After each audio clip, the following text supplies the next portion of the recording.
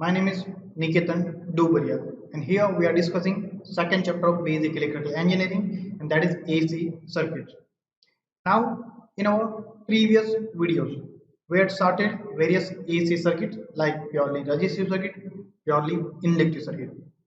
Now, in this video, we are going to discuss our next AC circuit, and that is purely capacitive circuit. And what is purely capacitive circuit? For that, we had considered a pure capacitor over here, which is having value of C farad. Now, this only capacitor is connected across a AC voltage source having a value of Vt is equal to Vm sine omega t. Now, as these pure capacitor or only capacitor is connected across a AC voltage source, and because of that we are getting a current in this circuit, and that AC current is given by this IT. And here the supply voltage Vt is equal to Vm sine omega t, where what is Vt? That is the instantaneous value for that given supply voltage. So this value Vm sine omega t, that is the equation for instantaneous supply voltage. Now, as we had provided this supply voltage Vt to this capacitor, we are getting the voltage across this capacitor, and we have defined that term by this Vc. And as this capacitor is directly connected across this supply voltage, that's why for this circuit Vt is equal to Vc. Basically, both are having same value as this is connected across. And now here we are going to derive various parameters for this capacitive circuit. We will start with derivation of current for this given circuit. Next, we will plot waveform for this given circuit, means waveform of voltage and current. And again, we will plot phasor diagram for this given circuit.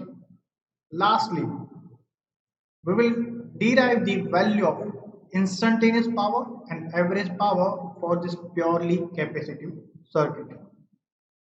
And for that, let's start with the derivation of supply current for this purely capacitive circuit. And for that, let's consider few things over here. As an example, if the charge on the capacitor plate at any instant is small q, which is mentioned over here, and the potential difference across these plates is, let's say, Vt, as I mentioned, that is going to be same as supply voltage, means Vc is equal to Vt for us. So for these parameters q and supply voltage V or voltage across capacitor, we have a relation which was derived in our 11th-12th physics, and that is q is equal to C into V, where you can mention supply voltage Vt or voltage across capacitor Vc. And where what is the value of C? That is the capacitance of this capacitor. Now, if we put the value of Vt over here, so we will have a Q is equal to C into Vm sine omega t.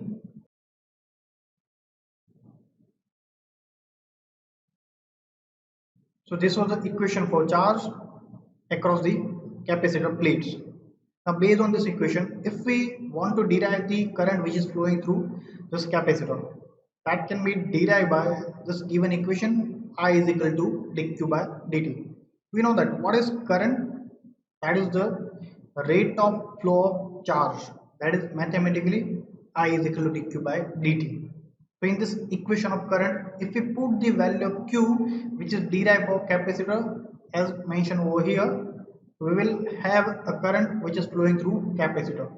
So let's put this value in this given equation. So instead of q, if you put C Vm sine omega t, so now we have a value of current, and let's find out its exact value. And for that, if you find out the derivation of this given equation with respect to dt, so here C and Vm both are the constant term, we are going to find out the derivation of the sine omega t term. And again, derivation of sine omega t term, that is going to be cos omega t. But this is with respect to t, and in angle we have a omega t term. Means we have omega as a coefficient with t. So that is going to be constant over here. So now we have a term that is omega as a constant in multiplication with c into Vm, and so derivation of sine, that is cos omega t. Now again, if we rearrange these terms, if we rearrange omega into c in form of 1 upon omega c in division portion, but why we are rearranging this term like that? In division we are forming 1 upon omega c term, because in our 11-12 physics we have derived the value of capacitive reactance xc, and that is nothing but 1 upon omega c. That's why we have rearranged this term to find out the value of xc over here. And if we replace this term by xc, so now we have an equation that is Vm by xc into cos omega t term. But again, this is a cosine form, and normally we find out the, or we deal with the sinusoidal waveform. So again, if we convert this cos into sine, so next we will have a term that is Vm by xc. Also, that is nothing but a V by impedance Z, that will provide the current. Basically, you can convert this term in form of current, and that is Im for this circuit. And so that's why we had put Im instead of this Vm by xc, and conversion of this cos theta into sine, that is sine omega t plus 90 degree, where Vm by xc is equal to Im as I mentioned. So this was the current for purely capacitive circuit. And based on this, if we draw the waveform and phasor diagram for this purely capacitive circuit, and for that let's consider this derived voltage and current. Voltage is Vm sine omega t. So again, magnitude of this voltage is Vm, and phase angle, that is with omega t term, there is no angle mentioned over it, that means again that is 0. So waveform means positive cycle of this waveform will start from 0 angle. So again, as we had done in previous circuit, let's plot the xy lines over here, and on x-axis, as we consider here, we had consider angle theta is equal to omega t, and on y-axis we are going to consider its magnitude, means its instantaneous value. As we had discussed, waveform means positive cycle of this voltage is going to be start from 0 angle. That's why this dark green color waveform, its positive cycle is starting from 0 angle, which is over here, and as this is sine function, so this is in sinusoidal shape. And if we observe the equation of current, in which its maximum value or amplitude, that is Im, so length or the shape or the magnitude of this waveform will define by this Im term, and phase angle, that is in this angle. After omega t term, we have a plus 90 degree.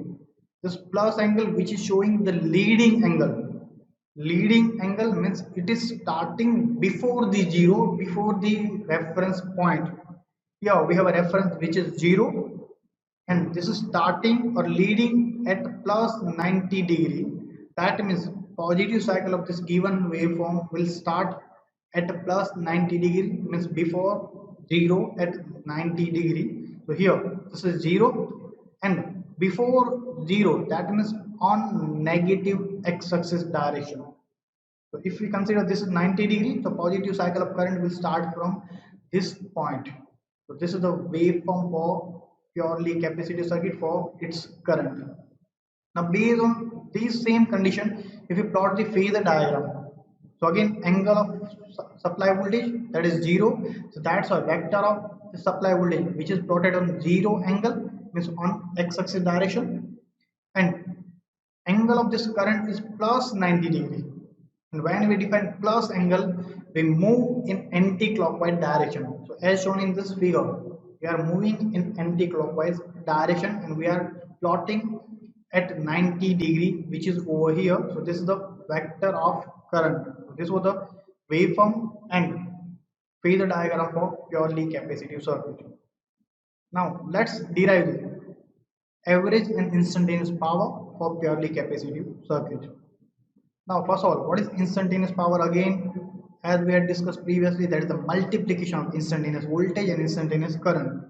So based on this definition, let's find out the instantaneous power which is mentioned by this equation. And if we put these values of instantaneous voltage and instantaneous current in this equation, V is equal to Vm sin omega t, and value of current, that is going to be Im sin omega t plus 90 degree.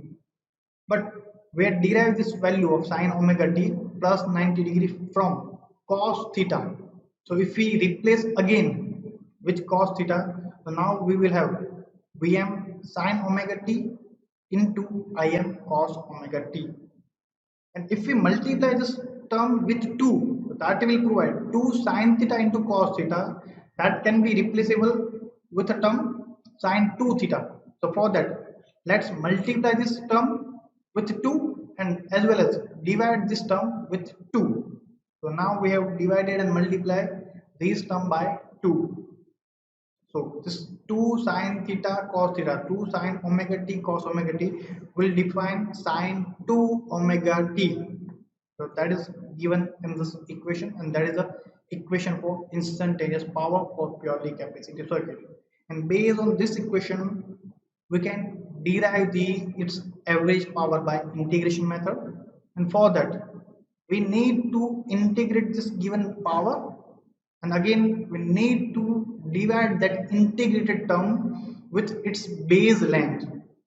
So for that, if for integration we had consider its limits from 0 to 2 pi, so its base length is going to be 2 pi minus 0, its range. So that is divided by 2 pi. So this is the equation by which we can derive the average power. So let's start the integration, but before that, let's put this constant together over here. So that will provide Vm Im. This 2 and 2 pi will provide 4 pi.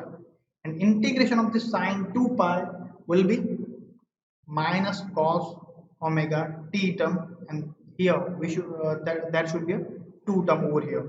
So this should be minus cos 2 omega t, that is a minor error over here. This should be minus cos 2 omega t divided by 2, and range are given over here. This is 0 to 2 pi.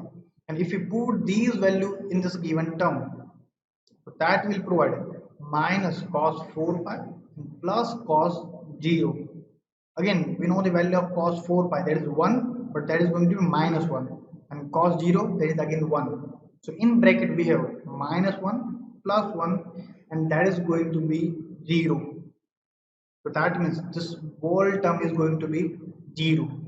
So here we have an average power for purely capacitive circuit is equal to 0. So this was the purely capacitive circuit, and this was the equation for instantaneous power and average power for purely capacitive circuit. So thank you for watching this video. Stay tuned with me.